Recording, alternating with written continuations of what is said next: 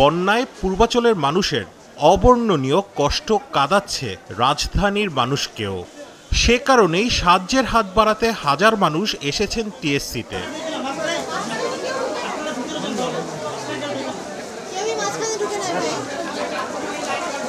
স্বেচ্ছাসেবকরা সেসব ত্রাণ গ্রহণ করে প্রস্তুত করছেন বন্যার্তদের জন্যে। সবাই চান তাদের পরিশ্রম হাসি ফোটাক বানভাসী মানুষের মুখে। ভিতরে আমাদের ট্রান্সপোর্টের যে গাড়িগুলো যাচ্ছে, অনেকে খাবার পাচ্ছে না, খাবারের জন্য ফেনীর মানুষ হাহাকার করছে। আমাদের PS5 কেনা লাগবে না, আমরা আমাদের বন্যায় আপু ভাইয়াদেরকে সাহায্য করার জন্য কি এটা ডোনেট করতে পারি?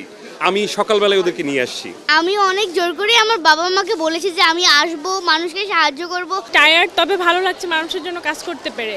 শিক্ষার্থীরা বলছেন দেশে যত বিপদ আসে ঐক্যের ধীরতাও বাড়ে ততটাই। নতুন বাংলাদেশের বিপদে নতুন পথ দেখাতে তাই সবাই ঐক্যবদ্ধ।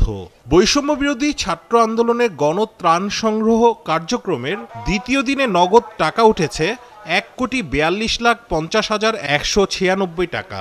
সমন্বয়করা অনুরোধ করেছেন পোশাক এবং ওষুধের বদলে শুকনা খাবার সহ জরুরি পণ্য দেবার। কয়েক হাজার বস্তা লাগবে, যেগুলো 10-15 কেজি ওজন বহন করতে পারবে ভালো মানের।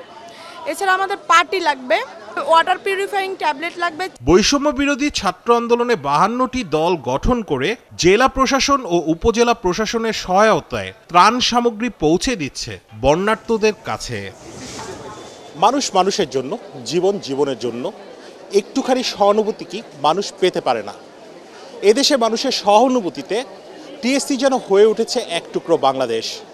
এই যেন নতুন এক সম্প্রীতির এবং সৌহার্দ্যের বাংলাদেশ। রাশেদ আনিস, ৭১, ঢাকা।